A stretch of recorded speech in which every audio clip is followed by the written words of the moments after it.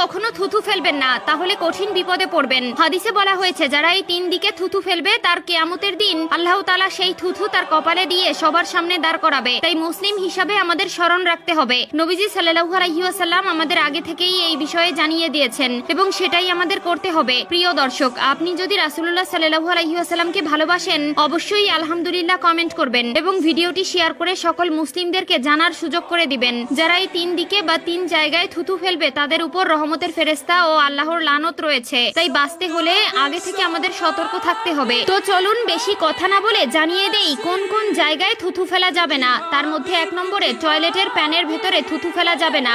আমরা যে মুখ দিয়ে খাবার খাই আবার যেইখানে মলত্যাগ করি সেখানে সেই মুখের বস্তু ফেলা যাবে না। এখনকার দিনে অ্যাটাচড বাথরুম বেশি রয়েছে, যেখানে আমরা গোসল করি, অজু করি এবং টয়লেটে মলত্যাগ করি, সেখানে থুথু ফেলা উচিত নয়। বিশেষ করে টয়লেটের একদম মধ্যে থুথু ফেলা থেকে বিরত থাকতে হবে। এটা হলো আদবের খেলাপ। অবশ্যই আমরা প্রত্যেকটি জায়গায় রাসূলুল্লাহ সাল্লাল্লাহু আলাইহি ওয়াসাল্লামের সুন্নত মানার চেষ্টা করব।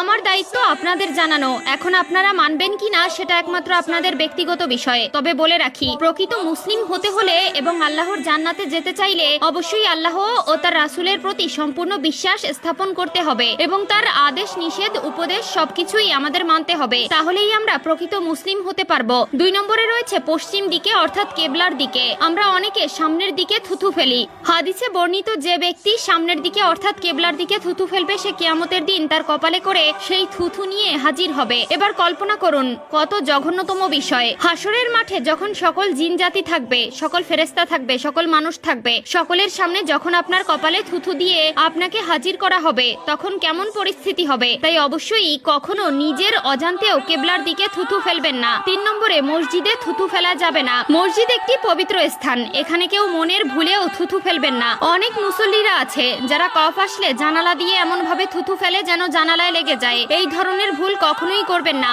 রাসূলুল্লাহ সাল্লাল্লাহু আলাইহি ওয়াসাল্লাম নিষেধ করেছেন। এই ধরনের লোক আমাদের সমাজে অভাব নেই। মসজিদ হলো আল্লাহর ঘর, সেটা পরিষ্কার পরিচ্ছন্ন রাখা আমাদের দায়িত্ব। যদি থুথু ফেলতেও হয় এমন ভাবে ফেলতে হবে যেন মসজিদে ছিটে ফোঁটা না পড়ে বা মসজিদের কোথাও লেগে না থাকে। কিছু জায়গা বা দিক রয়েছে যেখানে থুথু ফেলা সম্পূর্ণ ইসলামে নিষেধ রয়েছে।